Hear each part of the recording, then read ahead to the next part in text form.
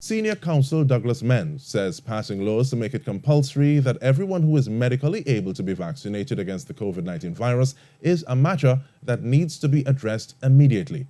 Terry-Ann Brown-Campbell tells us more.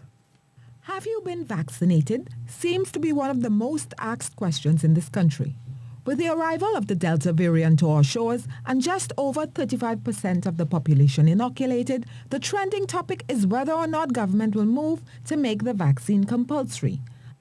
It seems to be in everybody's interest to speak about appropriate legislation with the necessary protections for persons who cannot be vaccinated for one reason or the other. We need to speak about it, and we need to come to a consensual solution as fast as possible. Attorney at law Kerwin Garcia believes companies do not have to wait for government to pass a mandatory vaccination law. In the absence of legislation making COVID-19 vaccines mandatory at the workplace, it is for individual employers to make their own decisions as to whether or not to enforce mandatory vaccination. The case law and the statute law, in my respectful submission, both support employers having the right to enforce mandatory vaccination once the medical science supports it.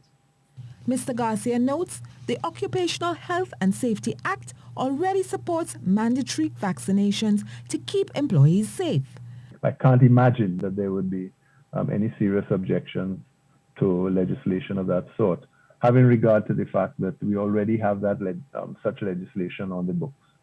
Mr. Mendes and Mr. Garcia were speaking on Wednesday at a webinar held by the University of Trinidad and Tobago on COVID-19. Terry-Ann Brown-Campbell, TTT News.